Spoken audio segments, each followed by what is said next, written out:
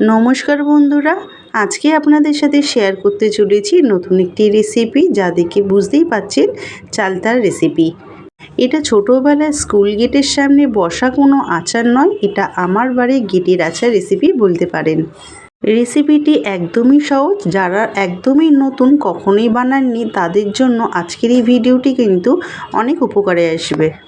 প্রথমে আমি চালতাগুলোকে সরু সরু করে কেটে নিয়েছি, তবে কাটাটা দেখালাম না। আপনারা যদি দেখতে চান তাহলে কমেন্ট করে জানাবেন, আমি নেক্সট ভিডিওতে আপনাদের সাথে শেয়ার করব। চালতাগুলো সেদ্ধ করার জন্য একটি পাত্রে আমি পরিমাণ মতন জল নিয়ে নেব। পরিমাণ মতো নুন হলুদ দিয়ে ভালো করে মিশিয়ে আগে থেকে কেটে রাখা চালতাগুলো দিয়ে আমি সেদ্ধ করে নেব। তবে এখানে কিন্তু আমি পুরোপুরি সেদ্ধ করব না, একটু শক্ত শক্ত থাকতে কিন্তু নামিয়ে নেব। চালতাটি আমি যেমন চেয়েছিলাম তেমন কিন্তু সেদ্ধ করা আমার হয়ে গেছে। এরপর আমি একটি ঝুড়ির মধ্যে নামিয়ে নেব, যাতে জলটাও ঝরে যায়। আমি কিন্তু এখানে চালতা খোসাটা ফেলিয়ে নিই, অনেকে কিন্তু ফেলে রান্না করেন। তবে এইভাবেই যদি রান্না করেন, রেসিপিটি বানান, তাহলে কিন্তু কোনো রকমের কষভাব লাগবে না। চালতার গা থেকে কিন্তু সম্পূর্ণ জল ঝরে গেছে, একটু কিন্তু জলভাবটা নেই। এরপর আমি একটি শিলের মধ্যে নিয়ে নোড়ার সাহায্যে এইভাবে একটু থেতো করে নেবো, যাতে পুরোপুরি মশলা এবং সমস্ত ফ্লেভার ভালোভাবে ভেতরে প্রবেশ করে। সমস্ত চালতাগুলো কিন্তু আমি সেম প্রসেসেই কিন্তু এইভাবে হালকা করে থেতো করে নেব। এখানে একটু বলে রাখি, আমার ভিডিওটি যদি ফেসবুক থেকে দেখে থাকেন তাহলে ফলো করে দেবেন, আর ইনস্টাগ্রাম থেকে দেখে থাকলে লাইক ও শেয়ার করে দেবেন। সমস্ত চালতা আমার এখানে খুব ভালো করে থেতো করা হয়ে গেছে।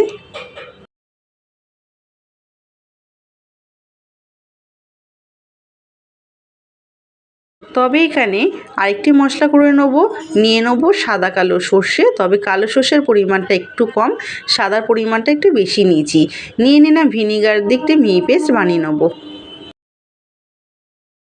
এরপর যে পাত্রে রান্না করব সেটি গ্যাসের মধ্যে বসিয়ে তাতে তেল গরম করে একে একে ফোড়নে দেবো। শুকনো লঙ্কা মাঝখান থেকে চিড়ে দিয়েছি, আর দিয়েছি 5 ফোড়ন।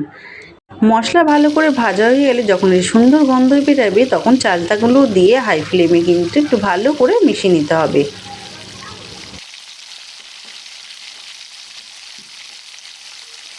ভালোভাবে মিশিয়ে নেওয়া হয়ে গেলে সর্ষে বাটাটা দিয়ে দেবো, আর দিয়ে দেবো 1 চিপি ভিনিগার। এখানে ভিনিগারের বদলে কিন্তু আপনারা লেবুও ব্যবহার করতে পারেন। ভিনিগার দেওয়ার কারণটি হচ্ছে কিন্তু আপনি অনেক দিন ধরে কিন্তু এটা সংরক্ষণ করতে পারবেন। মিনিমাম কিন্তু 5 থেকে 6 মাস কিন্তু আপনি এভাবে রেখে কিন্তু খেতে পারবেন। দিয়েছিলাম ঝালের জন্য শুকনো লঙ্কার গুঁড়ো দিয়ে খুব ভালো করে মিশিয়ে নিয়ে দিয়ে দেবো আখের গুড়। আখের গুড়টি দিয়ে একটু হাই ফ্লেমে একটু রান্নাটি করে নেবেন, যাতে সহজে গলে যায়। তবে এই রেসিপিতে যদি আপনারা কালার চান তাহলে কিন্তু রেড ফুড কালার কিন্তু আপনারা ইউজ করতে পারেন। খুব ভালো করে কিন্তু গুড়ের সাথে চালতাটা মিশিয়ে নিতে হবে। আর এখানে কিন্তু কোনো রকমের জলের ব্যবহার হবে না, নাহলে কিন্তু আচার নষ্ট হয়ে যেতে পারে।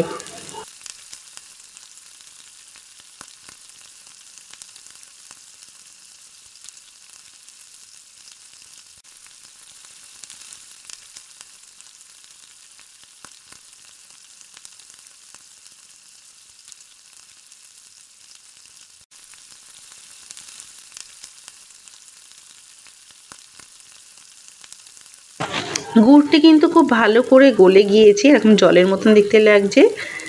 তবে আগেই বললাম, এই রেসিপিতে কিন্তু কোনো রকমের জল ইউজ করবেন না।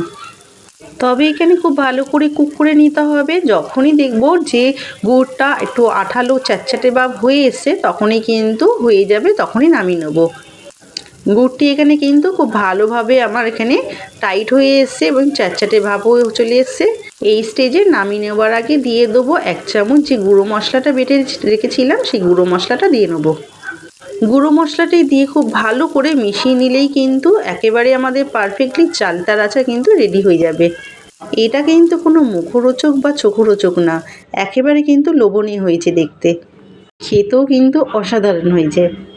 শীতের বেলাতে রোদ্দুরে বসে যদি এরকম কাগজের ঠোঙায় নিয়ে যদি চালতার আচার খাওয়া হয়, তাহলে আর কি। এরকম আচার বানিয়ে খেতে কিন্তু খুবই মজা লাগে। একদমই কিন্তু ছোটোবেলায় সে স্কুল গেটের সামনে বসে থাকা আচার কিনে খাওয়ার কথা কিন্তু মনে পড়ে যায়। আমার এই চ্যানেলে নতুন ভিডিও যদি পেতে চান তাহলে চ্যানেলটি সাবস্ক্রাইব করে পাশে বেল আইকনটি প্রেস করে দেবেন, যাতে সবার আগে নতুন ভিডিও আপনার কাছে পৌঁছাতে পারে। তাহলে ফিরছি পরবর্তী নতুনত্ব কোনো ভিডিও নিয়ে। ততক্ষণে ভালো খান, ভালো থাকুন, টাটা।